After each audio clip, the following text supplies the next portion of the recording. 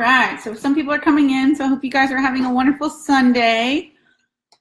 I've been super busy this weekend, so I'm sorry I didn't really put a moderator's guide together for you guys. I meant to do so, and then it totally slipped my mind, and I've been kind of going between church and yogas, events around town, and doing client programming, so I did not get a moderator guide out, so I apologize, but I want to still talk a little bit about some Superset training, because I feel like that was like one of the big topics in the group this week. So I'm going to pull up, actually, I'm going to do it on my phone instead, because I think it'll just be easier for me to do so if I do that. Also, I wanted to share with you guys, I don't know how many of you guys are Apple users, but the iBooks app, if you download the PDF into iBooks or open it up into iBooks once you like download it onto your phone, it's really nice to view in iBooks, and then when I open iBooks, it's like immediately one of my books I can open, which is kind of cool. So I didn't know if you guys knew about the iBooks feature. I wanted to tell you guys about that. Okay, so we are talking about supersets. So yes, they do become a challenge in any gym. Everybody faces that. So I wanted to go ahead and go over some exercise modifications. I mentioned in Leah's comment about how, yes, it's better to just go ahead and do a straight set rather than just not do the movement at all and like wait till the machine frees up. But there are ways that you can sub out different motor patterns and get the same effect or train the muscle in the same way. So I wanted to figure out if we could go over that. So I think the main concern normally is the pec deck and the dual cable chest fly. So with the pec deck, there unfortunately isn't another movement per se that you can do to replace that particular machine, but the pec deck essentially is a chest fly. So for example, we are working within an incline bench dumbbell chest fly. What you could do instead would be a flat bench dumbbell chest fly and replace with the pec deck. Does that kind of make sense to you guys? I hope it does.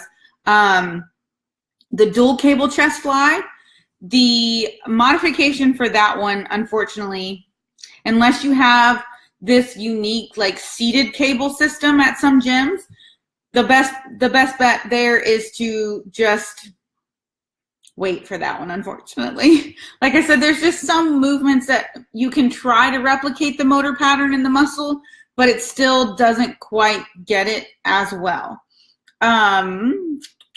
So the incline prone dumbbell tricep kickback, that one is from day one, and that one is basically can be, the prone allows more intensity in the actual back of the tricep, but a seated kneeling dumbbell tricep kickback or a standing dumbbell tricep kickback, if there's no benches available, that's a great exercise modification. The cable rope press down.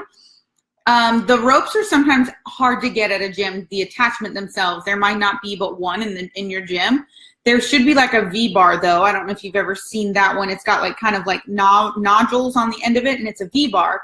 And you can also do the press downs with that same attachment.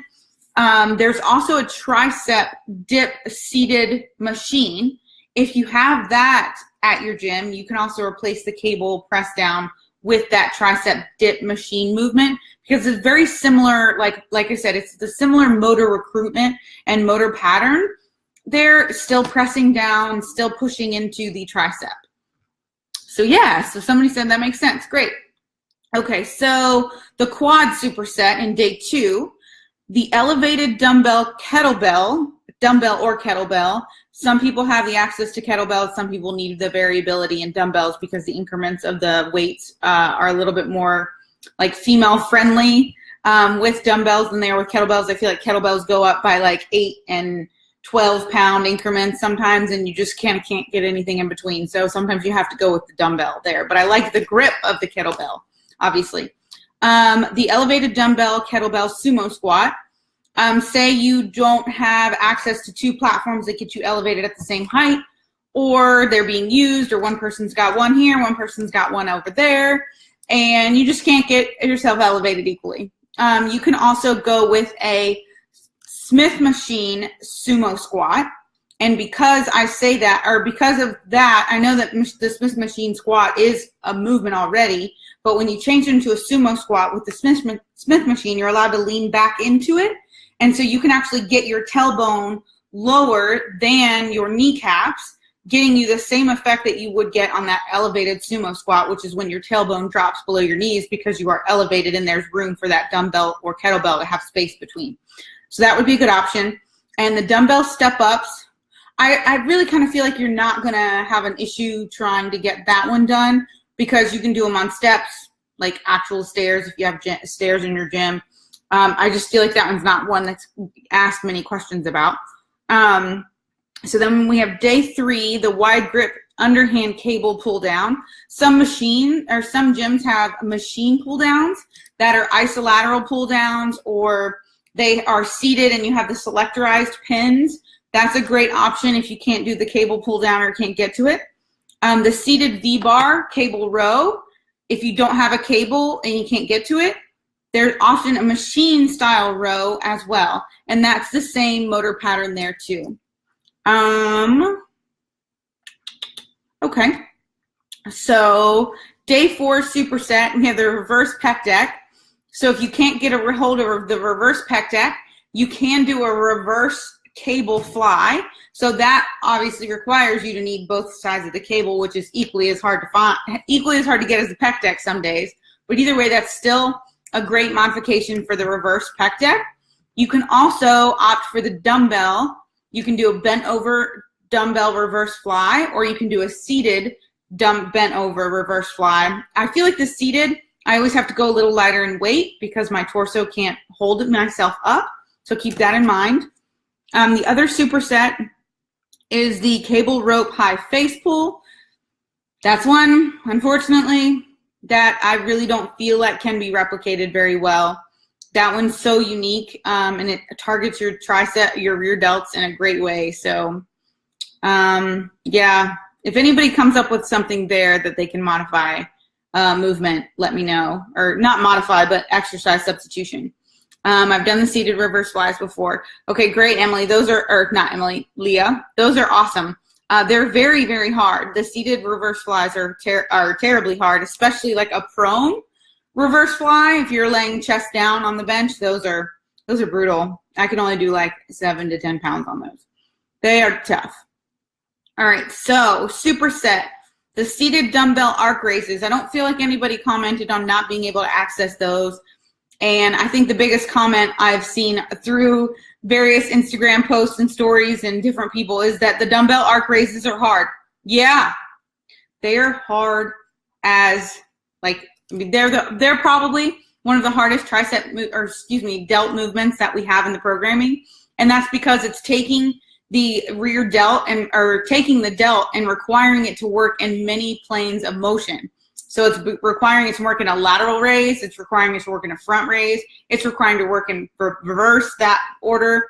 And that is just so hard. And yes, you are going to be using little tiny weights, like super little bitty weights. Like, don't feel bad. By the end of it, you might have to drop set multiple times. It is challenging. And the fact that it's at the end of the workout, it's my little treat to you guys.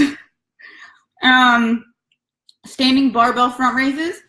If you don't have preloaded barbells, I feel like that's going to be one of the challenging ones, is that you may not be ready for like a 45-pound barbell front raise, and your gym may not have those preloaded barbells. So what you can do is you can opt to do just a dual front raise with dumbbells. You can opt to do a plate raise. In fact, one of my favorites is the plate raise with the 25-pound plate. This is the first year I've gotten up to the 35-pound plate on the front raises. You can also do a cable front raise where the cable, your back is to the tower and the cable pulls between your legs and you pull straight up, and you can do a straight bar there and you can do a rope attachment. The straight bar is the most comparable motor pattern to the barbell because your knuckles and your wrists and your thumbs are facing down. All right, day 5, superset. I hope this is helping everybody. I know there's not a lot of questions coming through because we're kind of like in the middle of this block, so everybody's feeling really comfortable with the block. But superset day 5, dumbbell Bulgarian split squats. That's another one where I feel like not many people have an issue with. It's kind of like the dumbbell step up. They're easily able to access it because it just needs dumbbells and something to put your back foot on. I do want to give you guys a tip that I didn't probably talk about in week 1, and I realized it in week 2 because I tried to progress.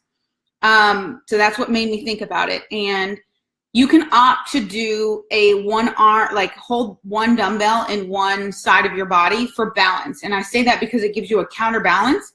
So whatever leg you have front forward, your dumbbell can go in the opposite side. So it almost counterbalances you. So if you're having any issues in balance during your dumbbells, Bulgarian split squats, try doing just one dumbbell, and you can actually probably do a larger dumbbell in your hand, in that one hand. And you just might feel a little different in your glutes too, because you're having to kind of like, you're getting that counterbalance action. So you guys, if you want to give that a try, this single dumbbell split Bulgarian split squat, please do so. Let me know what you guys think. Maybe I'll post that one to my Instagram. I'm going to actually leave a note to do that because I won't remember. Okay, notes taking. All right, so tell me about it. I'm on the light weights. Let's see. Jennifer Atwell said, they are hard, but I like them. I like those movements that you really have to think through. Yeah, Jennifer, that's one of those like mind-muscle connection movements that like you just really have to concentrate. So I try not to face any distraction. Also, because your shoulder is moving in different planes of motion, if you were to ever feel any sort of twinge or anything uncomfortable, definitely drop weight or definitely just abandon the movement entirely if for any reason you feel that twinge, because like I said, your shoulder is moving in different planes of motion, kind of in unison. Not really in unison, but you see what I'm saying, in the same movement. So just always be careful there. Like I said, don't be humble. Like that's one of those movements where you may not progress week to week. Like you may never like get through this block and see any increase in your weight. Bearing in mind your shoulder is the smallest muscle of your upper body. Therefore, it takes the longest to experience any sort of progressive strength changes. So over time, your shoulders may only get like 1 pound stronger, but unfortunately most gyms don't go up by 1 pound. So we just kind of don't see that truly.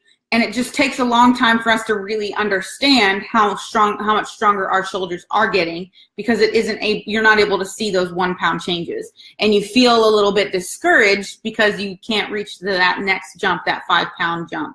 I was just talking with my client this week, and she's not doing the programming. But I wanted to point out that like sometimes if you don't ever attempt the heavier weight, you don't know if you can do it at all.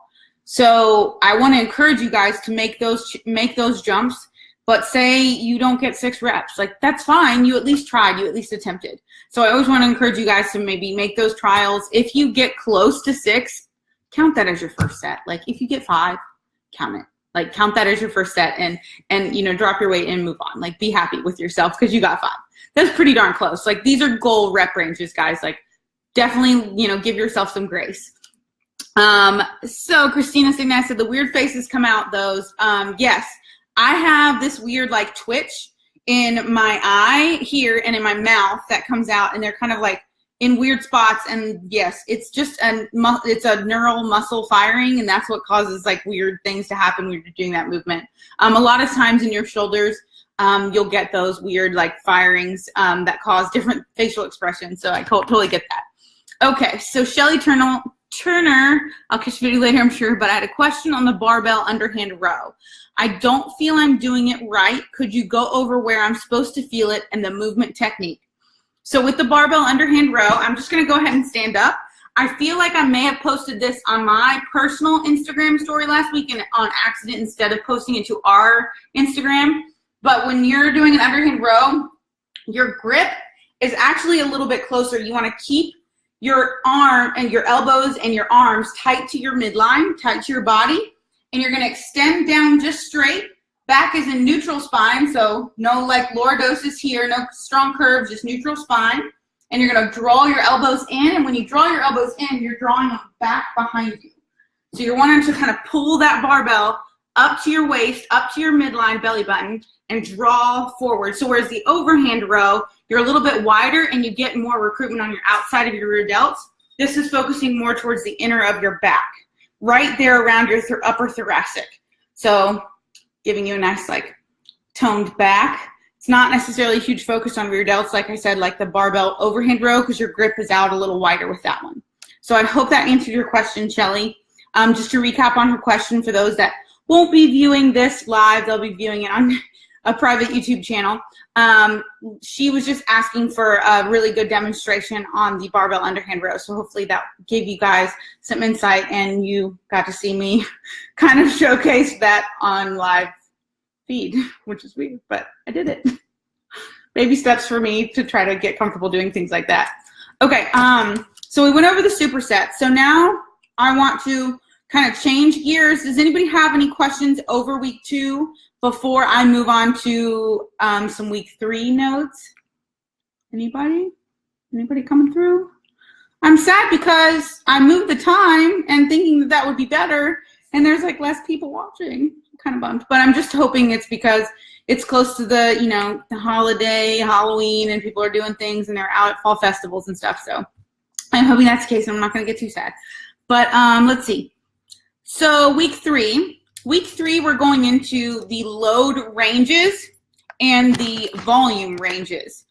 So I want to talk a little bit about how to execute these, just in case it's not fully descriptive in the like packet for you. And if it's not, like, please let me know so I can make changes and clarify that. I want to, you know, edit this packet to be better. That's kind of my goal with you guys being my beta edition folks, is that I want you guys to get this intimate connection with the programming, but I also want you guys to be able to give me some great feedback. So when you're looking through your week 3 notes, just let me know if there's any discrepancies that you don't understand throughout. I've been trying to answer as many questions on the Facebook feed as possible throughout the week. And so rep ranges. So we'll start off with like examples of day 1 and day 2, day 1 and day 3, because they are different.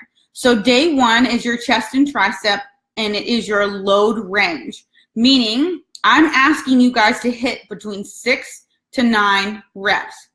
So if you go in, and now I want you to warm up. Like, this does not include your warm-ups and your mobility. Like, make sure you're ready to approach set 1 and you're ready to approach it and be your best working set. Yes, this is Coca. We have 4 animals, and they are just in my business all day long. So you're approaching your set 1. You're going to pick a weight based on what you did last week, or the last time you went to a load working day, because a load working day means you had a 6 rep goal and you had a 9 rep goal. Now, I want you in that first working set to work as hard as you can. So ideally, I want you hitting 6 to 7 reps, because that means you didn't undershoot yourself, or what now has been termed sandbagging. So I don't know how many of you guys are following me for a long time, or like when you guys came onto my YouTube channel or any of that, but there's this term called sandbagging. I got accused of doing it by my coach, and he explained to me, now, if you approach your working sets and there's this random 3rd set where you like got this new PR, that just tells me, or told him, that I had way more in the tank had I gone for that number at the very beginning when I was less fatigued, and I probably would have surpassed that PR. And he called it basically sandbagging. And I got made fun of for a little bit by some friends because I shared the story, and everybody's like, don't sandbag the set. So that's where the term sandbagging comes out, is you go and approach set 1, and you right off the gate hit 9 reps, and you're like, dang it. You're excited because you hit 9 reps, but that's actually not what I'm looking for. I'm looking for you to pick the weight that's going to get you in the lower end of the threshold, and that as you progress, as fatigue settles in, you're dropping your weight, and then those higher rep goals are achieved. Like, you're going to get the 8, you're going to get the 9. Does that make sense? So, so somebody said, so Christina said, I frequently write that on the top of my workout notebook after hearing you say it. Yes, like it's really not like a negative thing. Like, we're all going to do it, but I just want you guys to mentally check in with yourself. How many times are you doing that in your workout throughout the week? Like, how many times are you undershooting what you can actually push?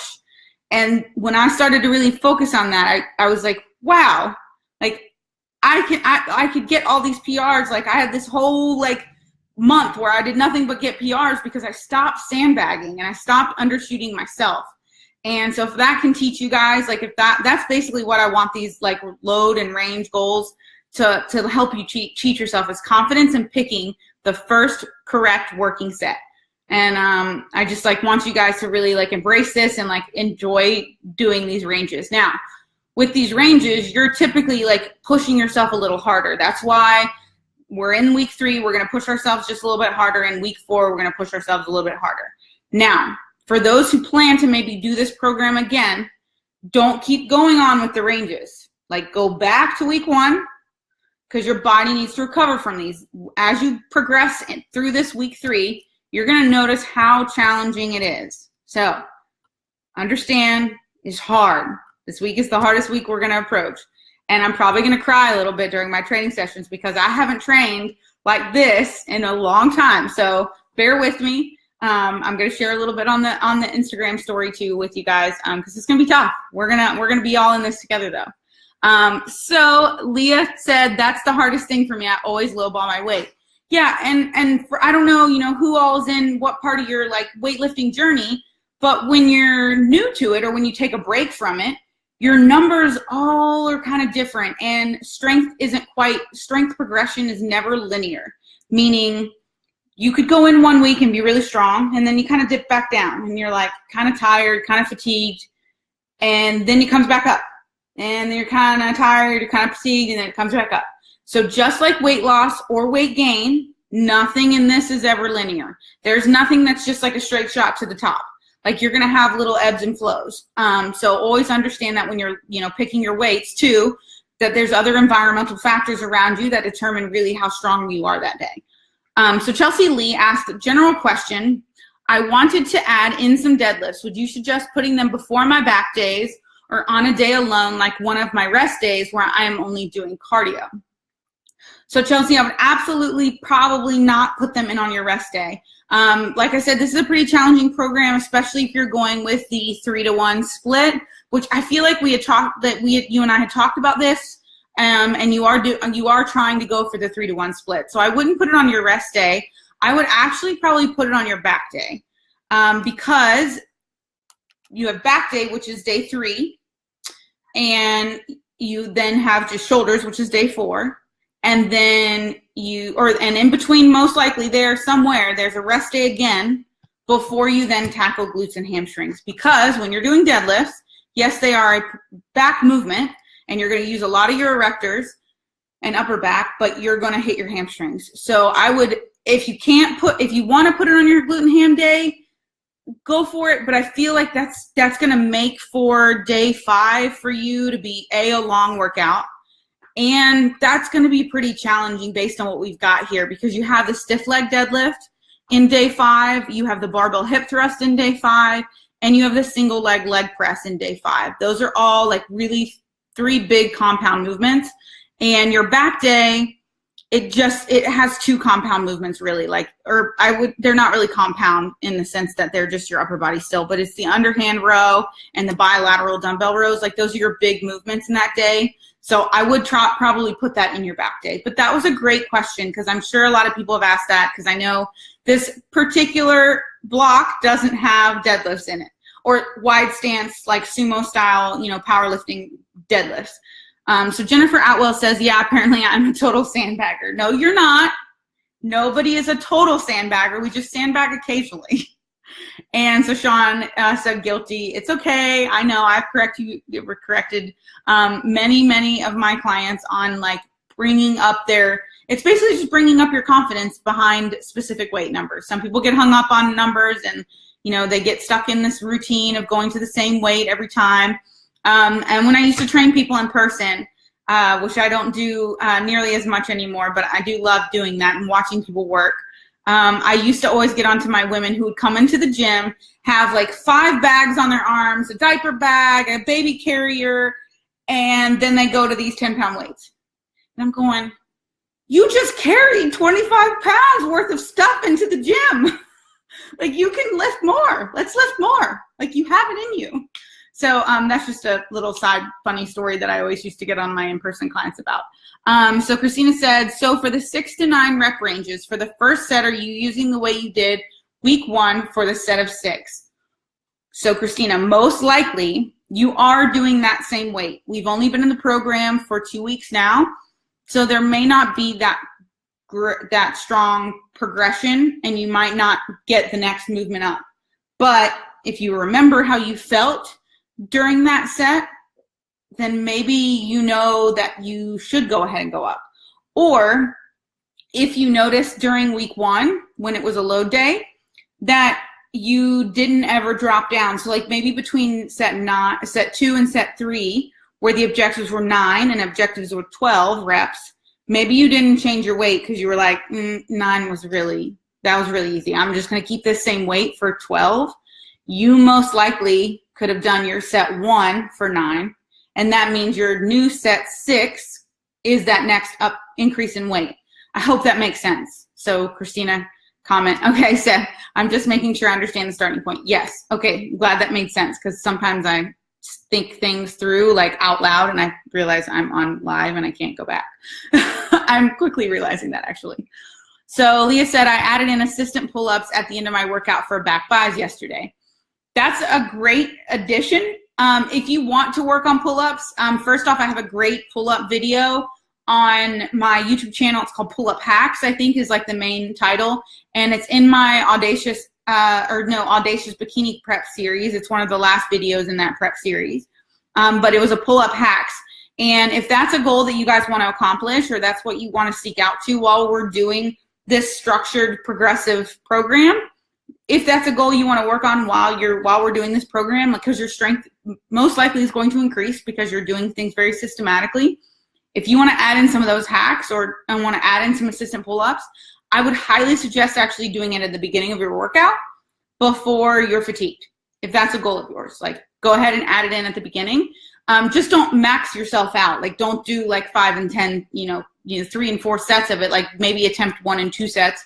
Plus, when you're doing those body weight type things or assisted body weight type things, that's a great like mobility starter, especially if you like work and breathe through the motion and maybe choose a little bit lighter weight than you would do. It's kind of like what we're doing on those leg days. We do the leg extension and the leg curl at a 50% max. That's almost just basically like kind of getting the muscle tissue warm and getting it ready to work really, really hard. So I would highly suggest doing some like pull-up movement or assisted pull-up movement if that's really going to open up your back for you to start your back workout.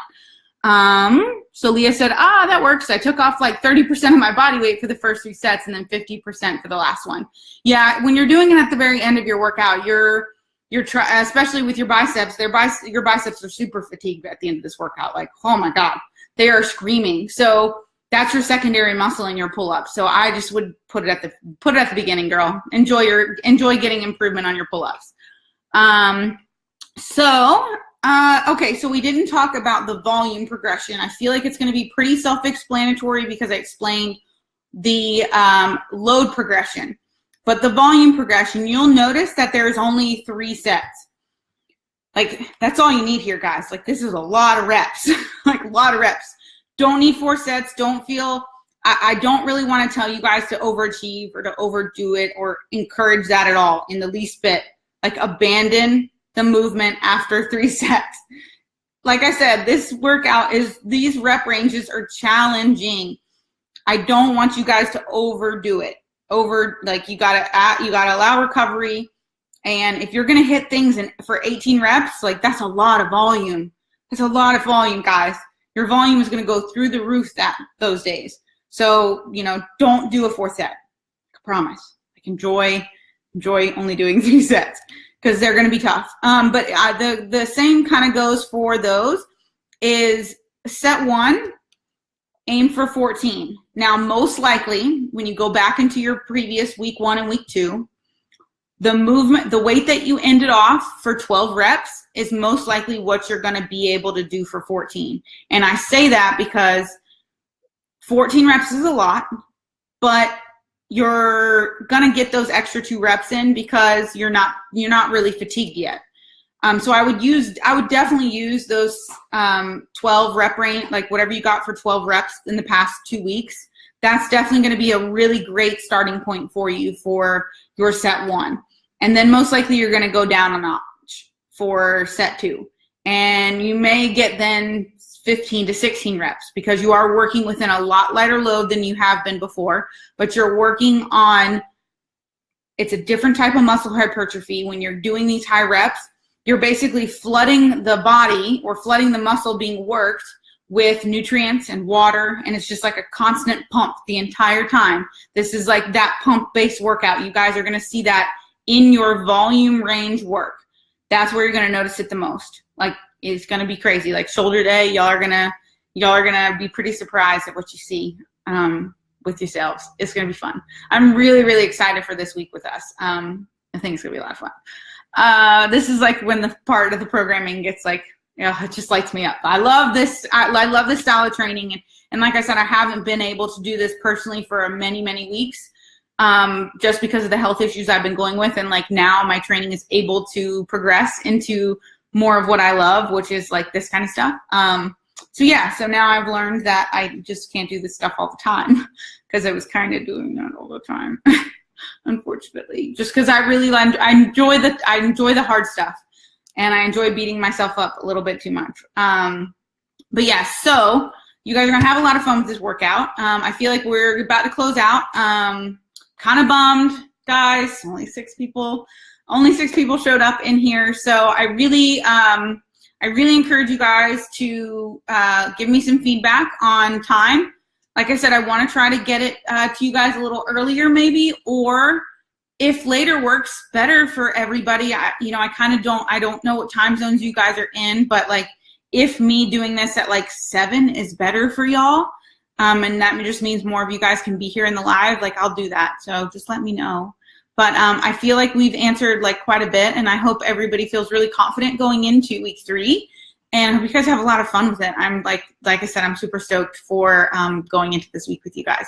So please let me know if y'all have any questions, add any comments to the Facebook group, and I'm happy to answer them. And I will see you guys next Sunday, and I'll see you guys on the Instagram stories, and I'll answer comments. And all right, I will see you guys. Bye-bye. Mwah. And then it takes me 5 minutes.